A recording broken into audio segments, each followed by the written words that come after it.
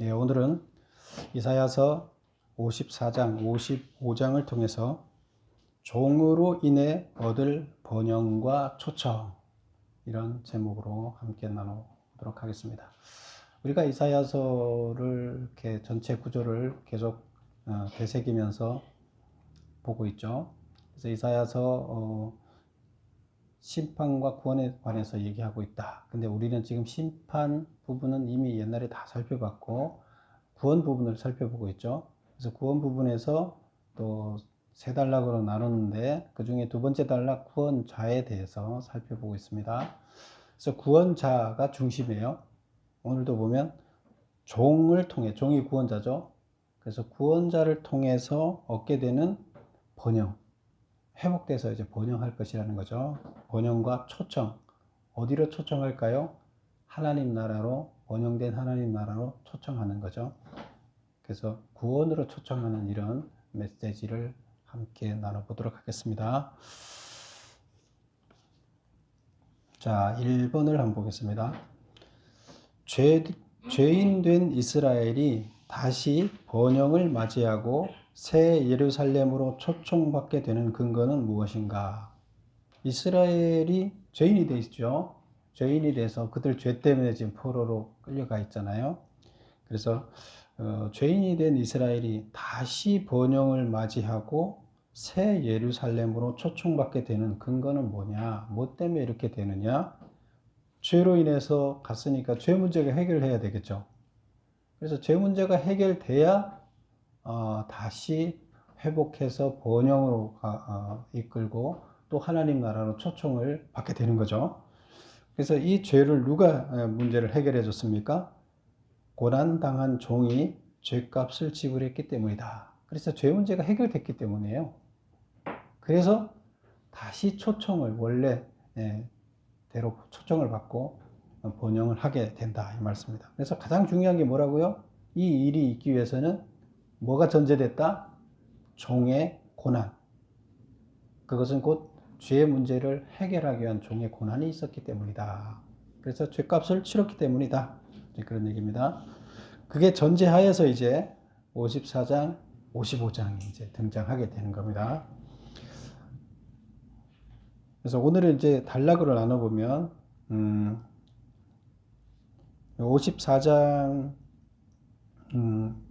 1절부터 3절까지 제목을 한번 읽어볼까요? 녹색으로 된 거. 시작. 포로 생활로 벗어난 이스라엘의 번영.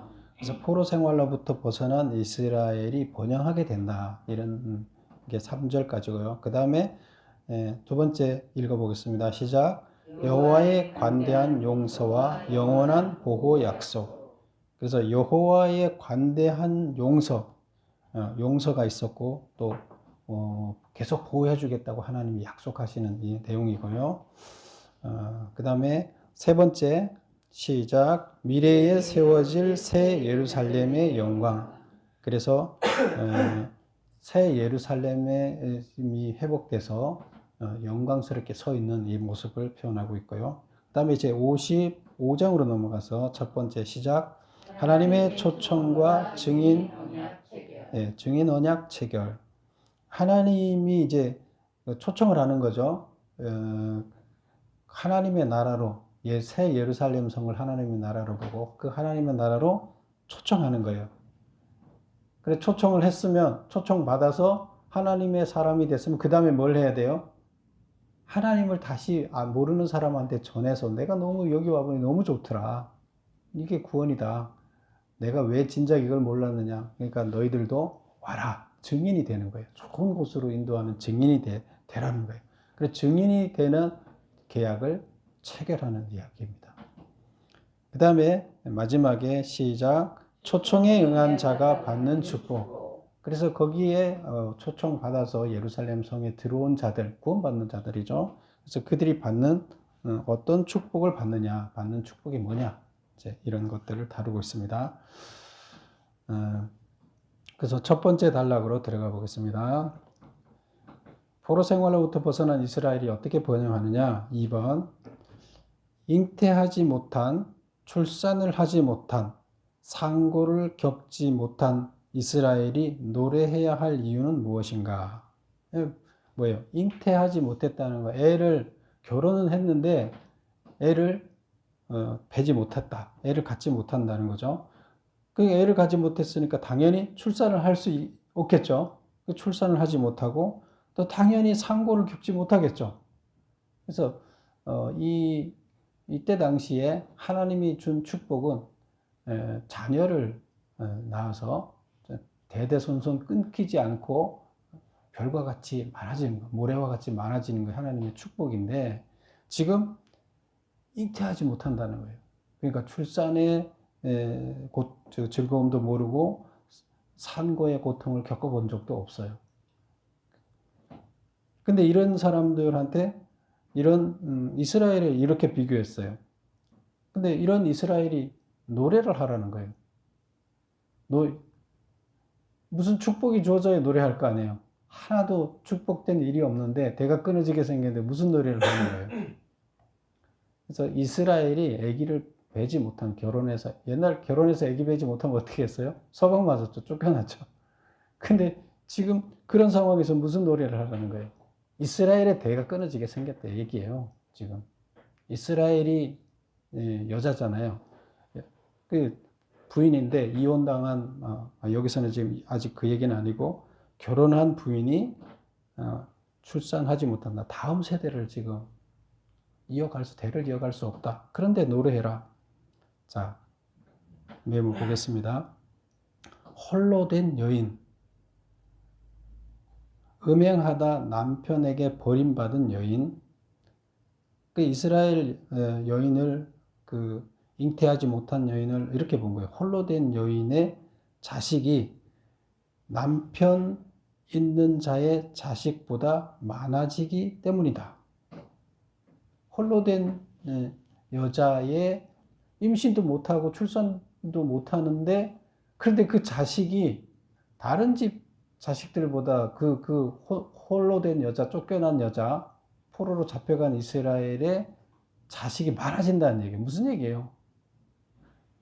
이것은 육체적으로 난 자식이 아니라 하나님을 믿는 자들을 얘기하는 거죠. 그래서 앞으로 하나님을 믿는 자들을 자식으로 비유해서 성도가 되는 사람들을 자식으로 비유해서 육체적인 자식이 아니라 하나님을 믿는 자식들이 많아질 거다. 그래서 지금 너희들은 쫓겨나서 비록 어떻게 돼 있어요? 자식도 낳지 못하고 왜 쫓겨났어요? 죄 때문에 쫓겨나서 이런 상황이지만 나중에 자식이 많아질 거다. 하나님 믿는 자들이 많아질 거기 때문에 기뻐하라, 즐거워하라, 노래하라 이런 얘기예요. 무슨 말씀인지 알겠죠? 네, 그래서 육체적인 자식이 많아진다는 얘기가 아니라 지금 고난을 받고 죄 때문에 쫓겨나서 고난을 받고 포로 생활을 하고 있지만 나중에는 하나님을 믿는 무리들이 너희들한테 많이 생길 거다. 너희의 자식들이 많이 생길 거다. 이렇게 표현을 하고 있습니다. 그 다음에 이제 그 다음 질문이 뭐야? 또한 장막터와 휘장을 넓혀야 하는 이유는 뭐냐? 그 2절에 보면 그렇게 나와 있죠. 내 장막을 넓히며 내 초소의 휘장, 이거 텐트죠.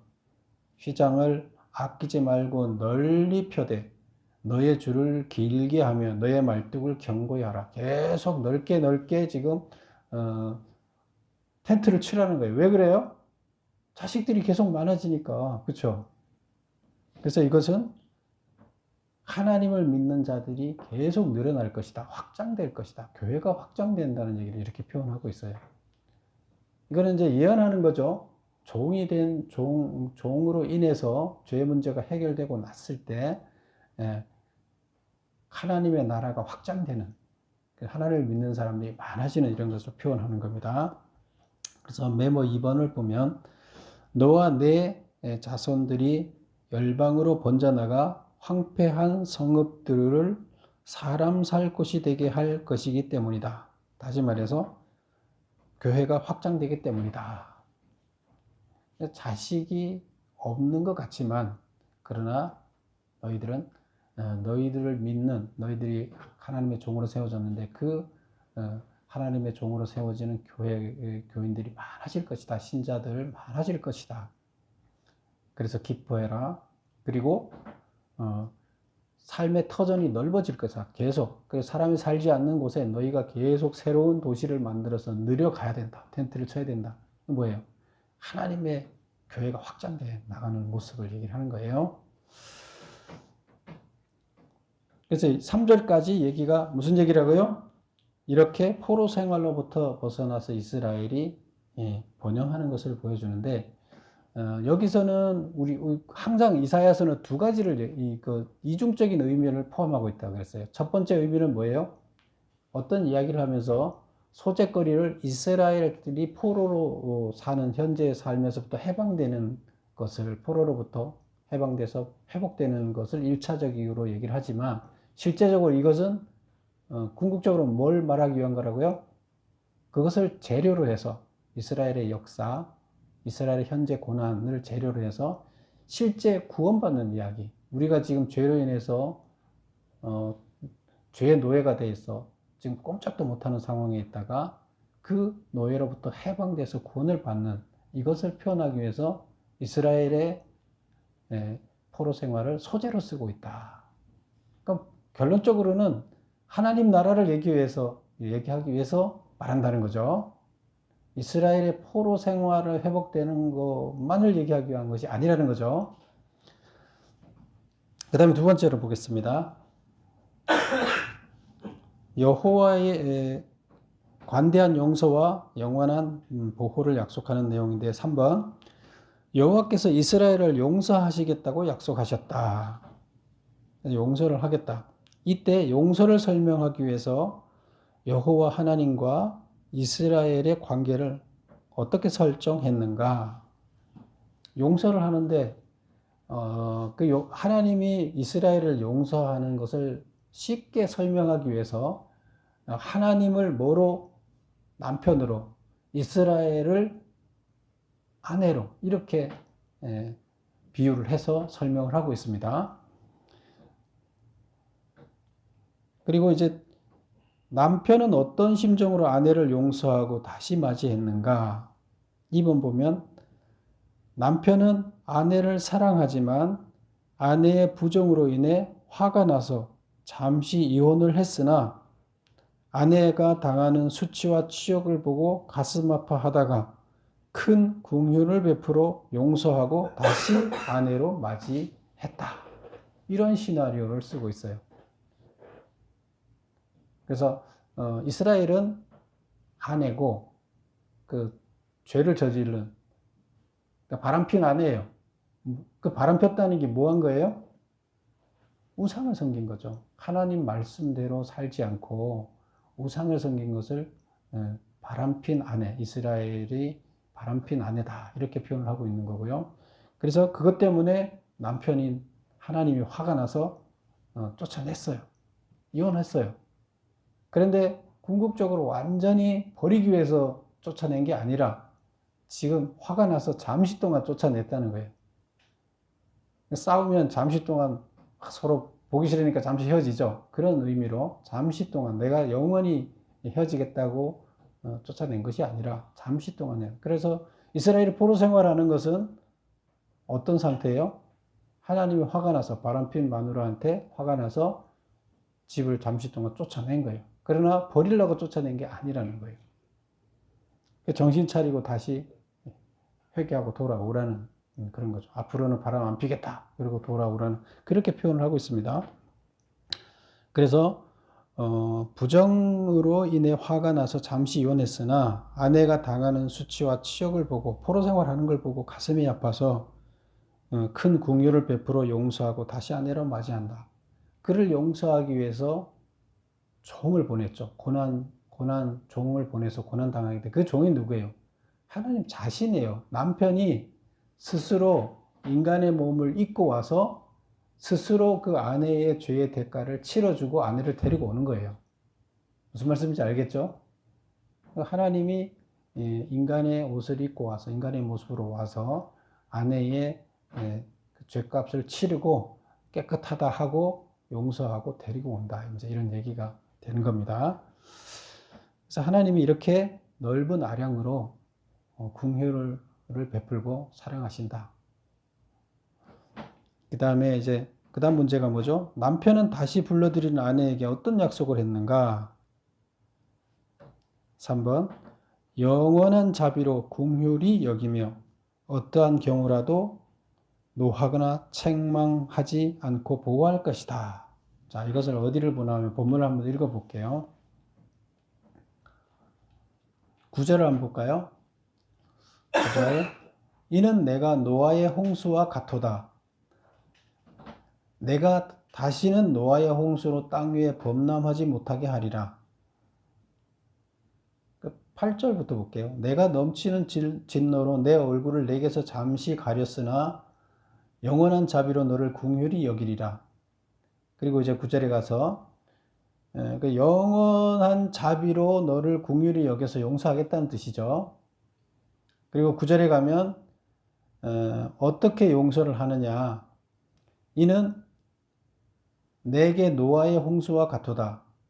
내가 다시는 노아의 홍수로 땅 위에 범람하지 못하게 하리라 맹세한 것 같이 내가 내게 노하지 아니하며 너를 책망하지 아니하기로 맹세하였노라. 하나님이 남편이 바람핀 마누라를 다시 데리고 와서 뭘 약속해요? 내가 다시 너한테 화를 내지 않겠다. 노하지 않겠다. 너 잘못된 죄 때문에 바람핀 것 때문에 내가 노하지 않겠다. 그 다음에 너를 질책하지 않겠다. 책망하지 않겠다. 꼭 맹세를 하는 거예요. 데리고 와서. 얼마나 사랑하면 자기가 죄값을 다 치르고 와서 다시 이제 내가 너한테 화도 안 내고 책망도 안 해주겠다. 이렇게 약속을 합니다. 근데 이것이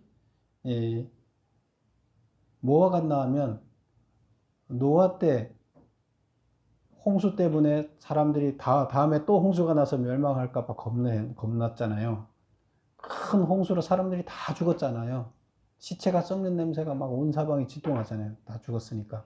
근데 그리고 노아가 다시 땅에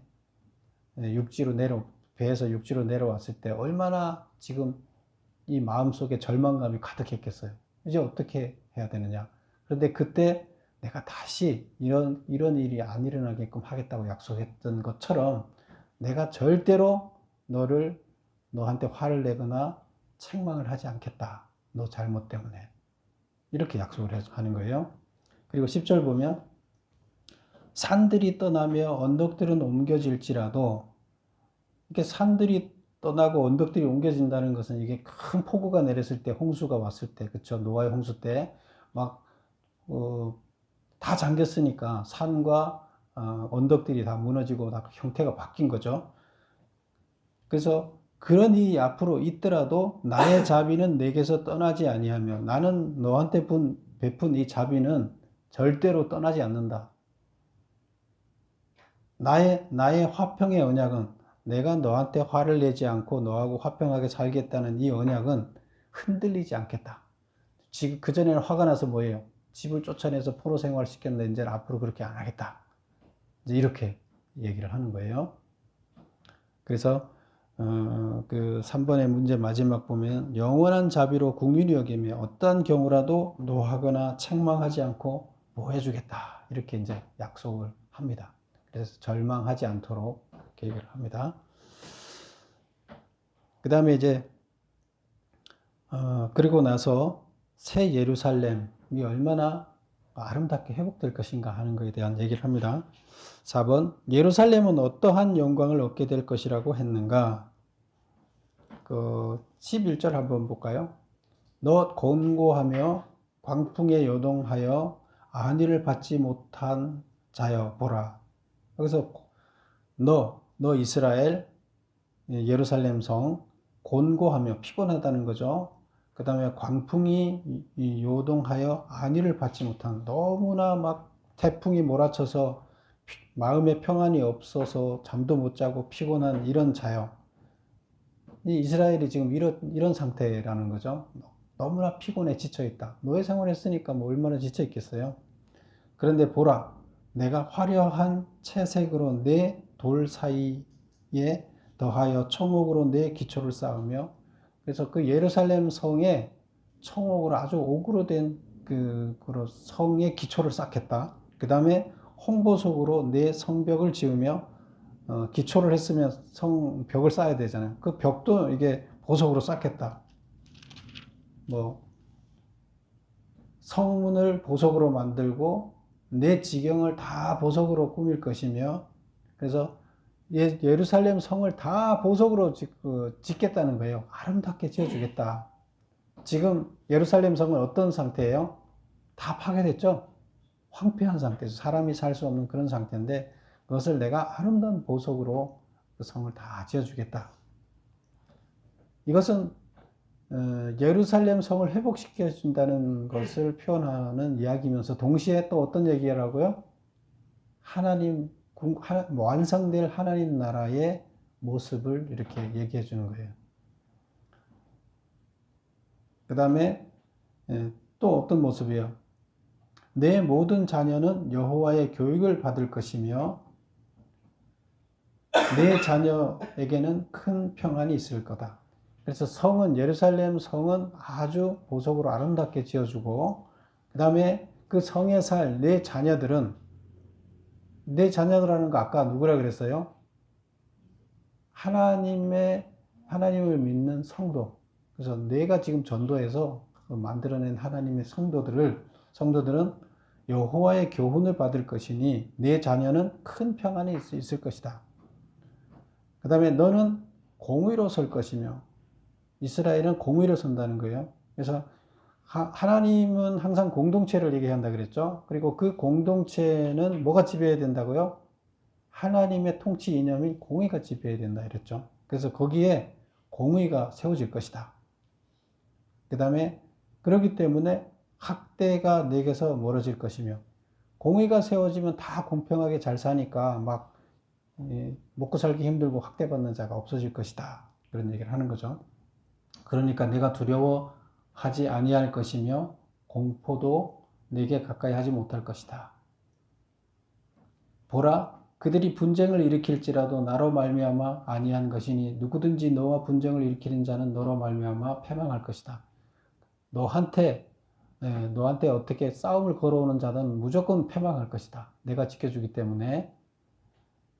그 다음에 17절 보면 너를 대적하여 송사하는 모든 혀는 내게 정죄를 당하고, 너한테 소송을 걸어서 너를 나쁜 놈이라고 이렇게 죄인이라고 칭하려고 하는 사람들은 다 소송에서 패할 것이다. 너희가 이길 것이다. 왜? 하나님이 도와줄 거기 때문에.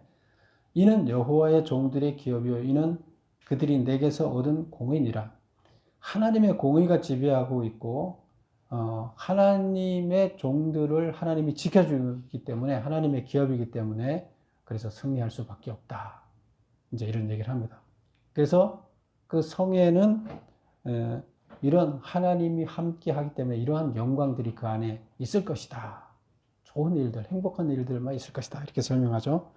4번 메모를 보겠습니다. 예루살렘은 어떠한 영광을 얻게 될 것이라고 했는가? 성은 모두 보석으로 만들어질 것이다. 그래서 이 보석으로 만들어질 거라는 것은 회복된다는 얘기를 이렇게 표현하고 있다. 그리고 궁극적으로 하나님 나라를 얘기하는데, 하나님 나라는 가장 아름다운 것으로 만들어져 있다. 우리가 상상하는 이상으로 만들어질 것이다. 이것은 하나님 나라의 완성을 얘기한다 그랬죠.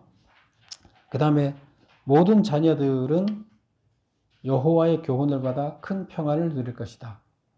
그 성에 사는 모든 자녀들, 성도들은 다 평안함을 누릴 것이다. 하나님 말씀 때문에. 그 다음에 공의가 실현되어 두려움과 공포가 사라질 것이다. 하나님의 공의가 지배하는 성이 될 것이다. 너와 분쟁을 일으키는 자는 너한테 적대하는 너를 적대시하는 자들은 다 망할 것이다. 하나님 지켜줄 것이기 때문에 이렇게 얘기를 하고 있습니다. 그래서 이제 이게 54장의 이야기는 이스라엘이 포로로부터 회복돼서 예루살렘 성이 회복되고 다 모든 것이 정상으로 돌아가서 하나님께서 지켜주는 이런 얘기고, 다시 말하면 이것을 소재로 해서 하나님 나라, 구원받는 하나님 나라의 모습은 이런 모습이다. 이렇게 이야기를 하고 있습니다. 그 다음에 이제 55장으로 넘어가서 보겠습니다. 55장 1절을 한번 볼까요? 다 같이 1절을 한번 읽어볼게요. 시작. 오호라 너희 모든 목마른 자들아 물로 나오라. 돈 없는 자도 오라. 너희는 와서 사 먹되 돈 없이 값 없이 와서 포도주와 젖을 사라. 자, 여기서 너희 모든 목마른 자들아. 목마른 자는 누굴까요? 목마른 자는 물로 나오라. 물리는 대로 오라는 거예요. 목이 마르니까 물린 데 와야 되겠죠. 그럼 목마른 자는 누굴까요? 네, 영적으로 갈급한 자예요. 영적으로 갈급하다는 거예요. 구원받지 못한 자예요. 그래서 우리가 육체적으로 갈급하면 어때요? 물을 찾아서 가죠. 영적으로 갈급하면 어떻게 해야 돼요? 여러분 영적인 갈급함을 느껴본 적 있으세요? 영적인 갈급함. 이것을 이제 잘 이해가 안 되니까 영적인 갈급함이 뭘까? 영적인 갈급함을 느꼈던 사람들은 알죠.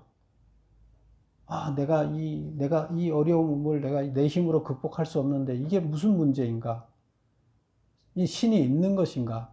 신이 있다면 왜 나를 이렇게 살게 할까? 하는 이런 여러 가지 이 고민, 이런 것들, 그리고 신을 찾는 것이 정말로 내가 해결할 수 없는데 어떤 신을 의지하고자 하는, 나를 창조주가 있다면 그분이 누굴까? 그분을 찾고자 하는 이런 것들이 그 갈급함이에요. 근데 이것을 잘 모르니까 어떻게 표현하고 있냐면, 우리가 막 갈증이 나서 목이 타서 사막에 가서 하루 종일 이틀 3일 물을 못 먹고 있었다고 생각해 보세요. 우리 몸의 70%가 물로 돼 있다 그랬잖아요. 근데 물이 없어지면, 우리 몸에 물이 없어지면 막 죽을 것 같잖아요. 그럼 물을 찾는 거예요. 그래서 우리가 영적으로 갈급해도 그렇습니다. 물을 찾듯이 영적으로 갈급하면, 영적으로 피폐해지면 우리가 생명을 지탱할 수 없어요. 살고 싶은 의욕도 없어요. 이런 사람들이 영적으로 갈급해 있는 거거든요. 근데 그런 자들이 어디로 와야 돼요? 갈급하면 물가로 나오라는 거예요. 물가가 뭐냐? 말씀이에요. 하나님의 말씀. 물이 생명이에요. 하나님의 말씀이 생명이에요. 생명수예요. 그래서 갈급한 자는 그 갈급을 어디서 찾으라는 거예요? 말씀에서 찾으라는 거예요. 말씀을 먹어야지 그 갈급함이 해결돼요. 물을 마셔야 갈증이 해결되듯이 영적인 갈급함은 하나님의 말씀을 먹어야 해결돼요. 왜? 우리를 만든 자가 누구이기 때문에? 하나님이기 때문에. 그 하나님이 만든 그 하나님의 말씀을 먹어야 이게 영이 회복되게 돼 있어요. 그래서 갈급한 자들아, 우리 인생을 살아내기 힘들어서 지쳐있는 자들, 갈급한 자예요. 내 인생을 스스로 살고 싶은 의욕도 없는 자들은 갈급한 자예요. 우리가 목말라서 생명을 유지하기 못하고 쓰러지는 것처럼 우리의 삶의 의지를 잃어버린 자, 희망을 잊어버린 자, 이 갈급한 자예요. 그런 자들은 말씀을 먹고 다시 살아나야 된다는 거예요. 그래서 너희 모든 목마른 자들아 물로 나오라. 돈 없는 자도 오라. 너희가 와서 사 먹되 돈 없이 값 없이 와서 포도주와 젖을 먹으라. 그래서 여기서 물도 이제 종류가 많죠. 우리 몸에 채워질 물이 종류가 많잖아요. 과일즙도 물이 될 것이고, 우유도 물이 될 것이고, 뭐 포도주, 여기 보면 뭐가 나와요? 포도주와 젖, 우유잖아요. 이런 것들도 물이니까 이 물을 마셔라. 말씀을 마시라는 거예요. 근데 말씀을 하나님께서 어떻게 준다고요? 돈이 없어도 와라. 그냥 주겠다 얘기해요. 그냥 오기만 하면 그냥 공짜로 줄 테니까 와서 먹고 살아라 이거예요. 죽지 말고. 갈증이 나는 자들은 와서 마셔라. 내가 공짜로 주겠다 얘기해요. 그 다음에 2절 보면 너희가 어찌하여 양식이 아닌 것을 위하여 은을 달아주며 배부르게 하지 못하는 것을 위하여 수고하느냐. 무슨 말이에요? 양식이 아닌 것. 우리 살릴 수 있는 양식은 뭐예요? 말씀인데, 말씀이 아닌, 하나님 말씀이 아닌 다른 거를 먹는다는 거예요. 그것은 너희들 살리지 못해. 양식이 아니야. 너희들 영적인 갈급함을 해결하지 못한다는 거예요. 그래서 너희가 어찌하여 양식이 아닌 것을 위하여 사냐 이거야. 양식이 아닌 걸 먹으려고 사느냐. 그거는 너희를 배부르게 해서 너를 회복시켜 주지 못한다. 내게 듣고 들을지어다. 그래서 와서 말씀을 듣는 게 양식이라는 거예요. 말씀을 들어라. 그것이 양식을 먹는 것이다. 무료로 와서 공짜로 비싸게 돈 주고 양식이 아닌 거 사지 말고 내가 무료로 주니까 와서 양식을 받아 먹으라. 들어라. 이 얘기죠. 그리하면 너희가 좋은 것을 먹을 것이요 너희 자신들이 기름진 것으로 즐거움을 얻으리라. 그래서 말씀이 좋은 것이고 몸에 기름진 것이에요. 그래서 그걸 먹어야 살아요. 그 얘기입니다. 그 다음 3절 보면 너희는 귀를 기울이고 내게로 나와 들으라. 그리하면 너희의 영혼이 살리라. 그래서 들으라. 말씀을 들으라. 그렇게 하면 너희 영혼이 살리라. 이 얘기를 하는 거예요. 그래서 1절에서 3절까지 나오는 이야기는 무슨 이야기예요? 목마른 자들은 와서 영적인 목마른 자들은 하나님의 말씀을 먹고 살아나라. 이 얘기예요. 자, 메모 보겠습니다. 5번. 목마른 자, 영적인 갈급함을 느끼는 사람, 다시 말해서 구원받지 못한 자는 물로 나오라, 말씀을 들으러 오라, 고 초청하고 있다. 이에 응한 자에게는 어떤 결과가 주어지는가? 어떤 결과가 주어져요? 너희의 영혼이 살리라. 구원받을 수 있다. 이런 얘기를 합니다. 그래서 우리가 영적으로 갈급해서 삶에 희망이 없고 절망이 찾아왔을 때는 살릴 수 있는 그 영혼을 살릴 수 있는 것은 뭐예요? 말씀밖에 없다는 거예요. 그런 자들은 하나님께로 나와 하나님의 말씀을 들으라. 이렇게 얘기를 하고 있습니다. 그래서 이것은 초청의 메시지예요. 이 세상에서 희망이 없는 자들, 포로 생활하면서 희망이 없는 자들, 그들한테 초청하는 거예요. 말씀, 하나님께로 나와라. 초청하는 거예요.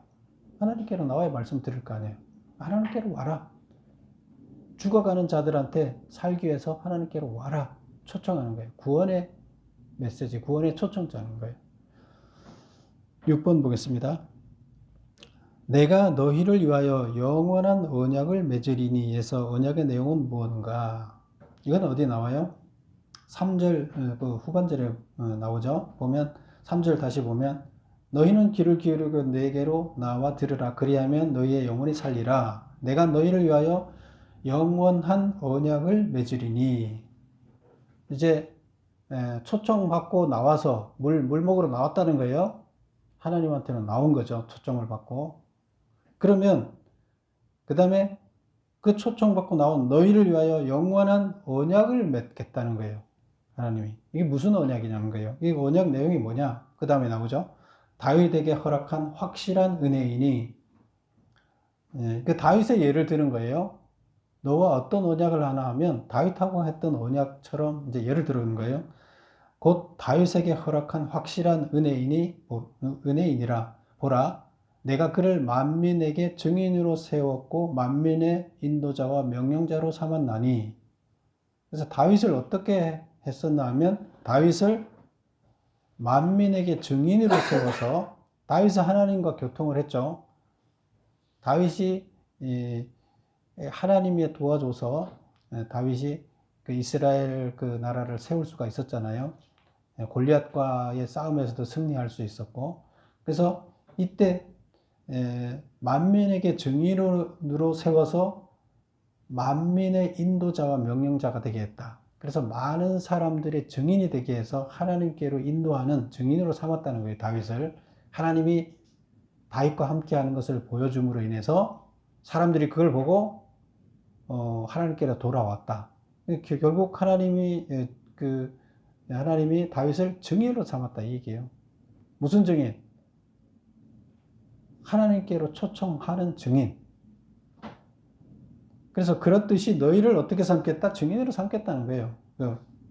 5절 보세요. 보라, 내가 알지 못하는 나라를 내가 부를 것이며 너를 알지 못하는 나라가 내게로 올 것이다. 내가 알지 못하는 나라를 내가 부를 것이며, 내가 알지 못하는데 내가 그 나라를 오라고 초청을 부를 건 하나님 나라로 오라고 부른다는 거예요. 나는 그 나라를 모르는데 불러요. 그건 누가 도와줬기 때문에요? 하나님이 그렇게 그들을 불러들이게 도와줬기 때문에 된다는 거예요. 그래서 나를 증인으로 써서 하나님이 부른다는 거죠. 그 다음에 다음 말은 또 뭐예요? 너를 알지 못하는 나라가 내게로 달려올 것이다. 그렇게 부르면 너를 알지 못하는 나라가 우리한테로 온다는 거예요. 안 믿는 자들이 내가 초청한 대로 하나님 나라로 온다는 거예요. 나는 증인이 돼서 그들을 초청하게 되는 거고. 여기서 누가 한다는 거예요? 나도 모르는데 어떻게 그들을 부르고 그들이 와요? 하나님께서 나를 통해서 하신다는 거예요. 나는 증인의 역할만 하면 되는 거예요. 우리 재판할 때 당사자가 따로 있고 거기 증인이 따로 있잖아요. 그래서 당사자는 누구예요? 하나님과 구원을 받아야 할 사람이 당사자예요. 그런데 그 사이에서 나는 증인 역할을 해서 두 당사자가 화목하게 해줘서 구원받게끔 해준다는 얘기예요. 그래서 우리를 증인으로 사용해서 안 믿는 자들을 하나님 나라로 초청하게 하는 일을 한다. 이제 이 얘기가 되는 겁니다. 그래서 달려올 것은 이렇게 되는 것은 여호와 내 하나님 곧 이스라엘의 거룩한 이로 말미암음이라. 결국 이렇게 되는 것은 하나님이 그렇게 했기 때문이다. 이제 이런 얘기를 하는 거죠. 그래서 메모 보겠습니다. 6번 내가 너희를 위하여 영원한 언약을 맺으리니에서 언약의 내용은 무엇인가? 이스라엘 백성을 말씀으로 인도하거나 말씀을 전하는 증인으로 세우겠다. 이런 뜻이라는 거예요. 그래서 이는 하나님이 메시아 되신 예수님을 통해 우리와 증인 계약을 체결하시겠다는 선포다. 무슨 말이에요? 미리 이제 그 앞으로 종을 통해서 어떤 일이 일어날 것을 미리 알려주는 거라는 거죠. 하나님이 메시아 된 예수님을 통해 예수님을 메시아로 보내서 우리와 증인 계약을 체결하겠다는 내용이에요. 이 계약 내용이. 그럼 우리를 증인으로 삼겠다는 계약을 나는 하나님하고 계약을 해요. 근데 계약하는데 그 계약에 하나님과 계약하고 있는 사이에 그 계약을 중재하는 자는 누구예요? 예수님이 오셔서 하나님과 나의 계약을 중재하는데 나는 당신의 증인이 되겠어. 그래서 증인이 돼서 많은 사람들을 당신 앞으로 인도하는, 죽으라고 하는 사람들을, 죽을 수밖에 없는 사람들을 하나님 당신에게로 인도해서 살도록 하겠어. 증인의 역할을 해서 그 계약을 하겠다는 얘기예요. 그래서 하나님께서 초청을 했죠. 물가로 나오라. 그래서 하나님께로 나오면 하나님께 나온 자하고 하나님께서는 계약을 체결하겠다. 어떤 계약? 종이 되겠다는 계약을 체결하겠다. 그러면 종의 역할을 우리가 성실히 감당하면 하나님 나라에서 또 상을 받겠죠? 그러면 이제 마지막 초청을 받은 자는 어떤 축복을 받는가? 7번 보겠습니다. 너희는 여호와를 만날 만할 때에 찾으라. 가까이 계실 때 그를 부르라는 무슨 뜻인가?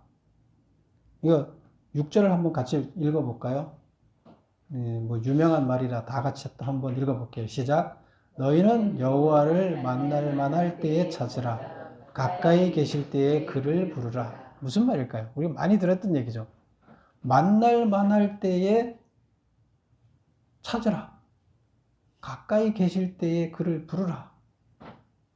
무슨 말이에요? 메모 보겠습니다.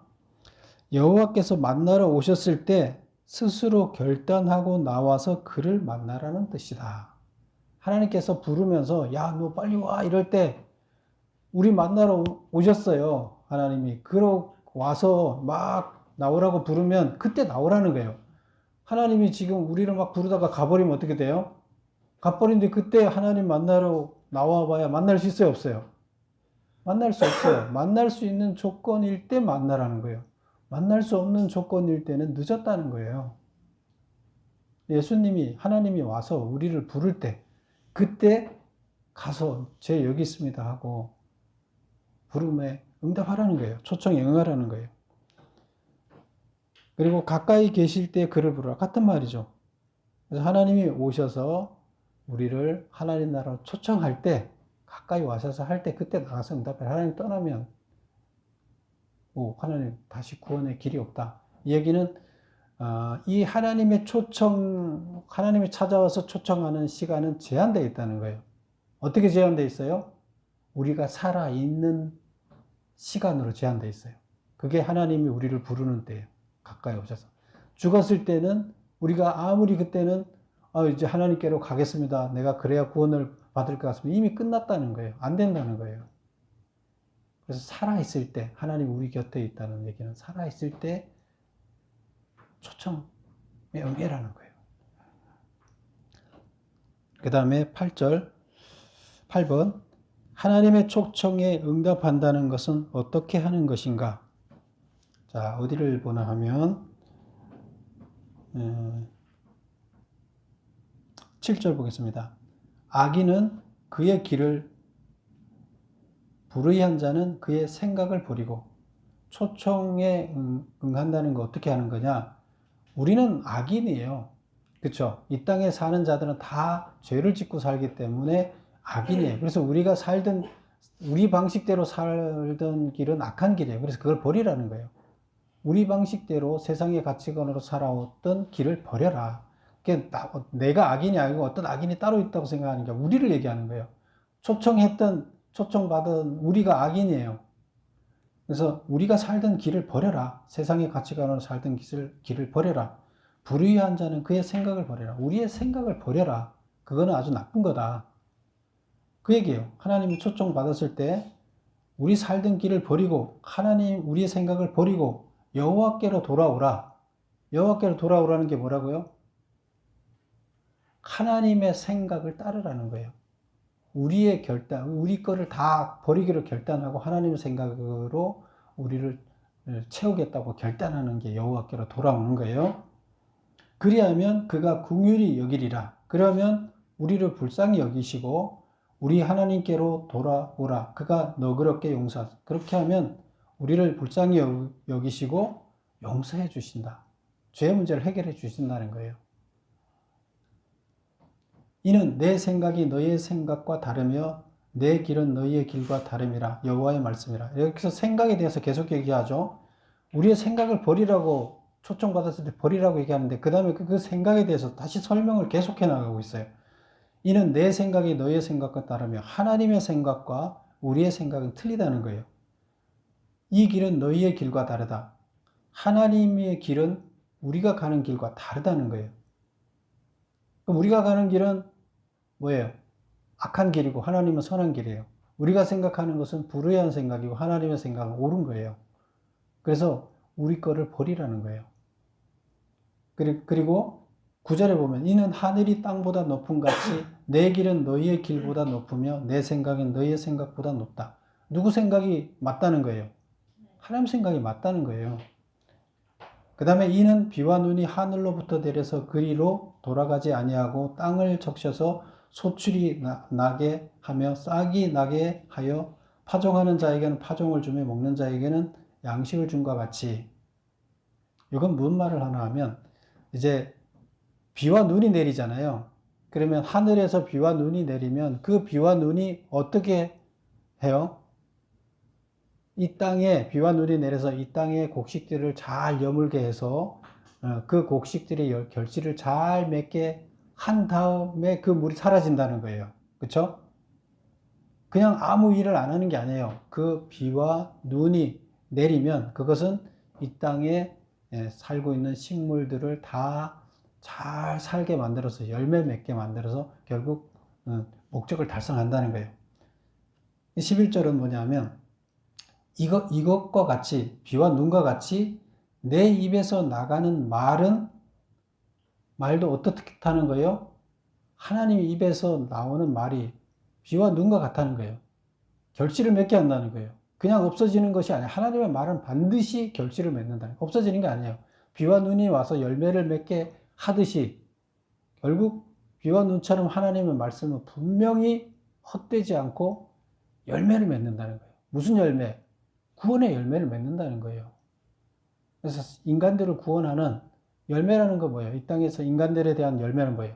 우리가 죽지 않고 살아나서 하나님 나라에 들어가는 게 결실은 추수되는 거잖아요. 알곡으로 추수되는 거잖아요. 그 하나님의 말씀으로 인해서 알곡이 돼서 추수돼서 열매를 맺어서 구원받는다는 얘기예요. 그래서 비와 눈이 내려서 곡식들을 결실 맺게 하듯이 하나님의 말씀이 우리한테 들어와서 우리를 결실 맺게 한다 이 얘기예요. 그러니까 이 하나님의 말씀이 뭐예요? 하나님의 생각이잖아요. 그래서 그 하나님의 생각을 어떻게 하라고요? 내 거 버리고 하나님의 생각을 받아들여야, 그래야 살아난다 이제 이 얘기를 하는 겁니다. 그래서 쉬운 얘기인데 어렵게 쓰고 있죠. 표현을 하다 보니까 이렇게 표현할 수밖에 없는 거예요. 근데 더 알아듣기 쉽게 표현하려고 이렇게 했는데 우리말로 해석하다 보니까 뭔 말인지 알아듣기 어렵죠. 그래서 그 7번, 8번을 보죠. 하나님의 초청에 응한다는 것은 어떻게 하는 것인가? 악한 길과 불의한 생각을 버리고 여호와께로 돌아가는 것, 여호와의 말씀대로 살기로 작정하는 것이다. 9번, 초청에 응한 자에게는 어떠한 축복이 주어지는가? 그가 긍휼히 여기시고, 하나님께서 우리를 긍휼히 여기시고 너그럽게 용서하시리라. 결국 구원해 주신다는 거예요. 초청에 응한 자는 구원해 주신다. 그 다음에 기쁨과 평안을 누리도록 인도하며 온 자연 만물이 기뻐 놀아야 하며 박수로 환호할 것이다. 이것은 이제 12절 13절을 볼게요. 12절, 너희는 기쁨으로 나아가며 평안히 인도함을 받을 것이요. 그래서 초청에 응한 자는 삶이 기쁨으로 가득 찰 것이고 평안해질 것이다. 그 다음에 또 어떤 일이 일어나냐면 산들과 언덕들이 너희 앞에서 노래하고 들의 모든 나무가 손뼉을 칠 거다. 이 내가 살고 있는 주변의 모든 자연 환경들이 뭐 한다고요? 나한테 박수치고 환호를 할 거라는 거예요. 왜? 구원받았기 때문에. 이 자연 환경들도 그렇게 좋아. 내가 구원받는 거, 자연 환경들은 우리를 주인으로 모시잖아요. 주인이 구원받으니까 자기들도 구원받는 거 아니에요. 그러니까 좋아할 수밖에 없죠. 그 얘기입니다. 그래서 맨 마지막에 메모를 보면 기쁨과 평안을 누리도록 인도하시며 온 자연 만물이 기뻐하며 박수로 환호할 것이다. 그래서 구원받았는데 그것이 우리가 살고 있는 모든 땅에서도 그 구원에 대해서 우리를 축복해주는 이런 일이 일어날 것이다 하는 것입니다. 그래서 오늘 보면 구원회로의 이제 초청, 이제 메시아, 이제 그 두 번째가 우리가 지금 그 구원회 중에서 마지막 3부에서 구원자 메시아에 대해서 다루고 있는데, 메시아가 오셔서 죄의 종을, 그 메시아가 고난받는 종으로의 역할을 잘 감당해서 죄 문제를 해결했기 때문에, 결국 죄의 문제가 해결됐기 때문에 우리는 이제 회복이 돼서 번영을 누릴 수 있다는 거고, 그리고 어떻게 한다는 거예요? 초청장을 받게 된다는 거예요. 그래서 초청장을 받게 되는데, 구원의 초청장을 받게 되고, 그 구원의 초청장을 응한 자는 큰 축복이 주어진다. 이렇게 이야기하고 있습니다. 그래서 이것을 이 이스라엘의 포로 생활로부터 회복되는 이야기를 소재로 삼아서 우리 인간들이 이렇게 구원받는다는 이야기를 강조하고 있습니다. 결국 이스라엘의 역사를 처음에 얘기하면서 이스라엘이 심판받고 포로 생활하는 이유를 설명하다가 결국 어디로 가는 거예요? 우리의 구원, 인류의 구원 문제를 이야기하고 있어요. 그래서 이스라엘의 현재 문제를 통해서 궁극적인 하나님의 구원을 말하고자 하는 거예요. 이사야서는 계속. 그래서 거기에 중심에 서 있는 지금 고난받는 종 메시아가 그 중심에 서서 이 일을 되도록 만들어 놨고, 그걸 토대로 해서 하나님께서는 우리를 초청하고 계신다. 여러분들 어떻게 해야 됩니까?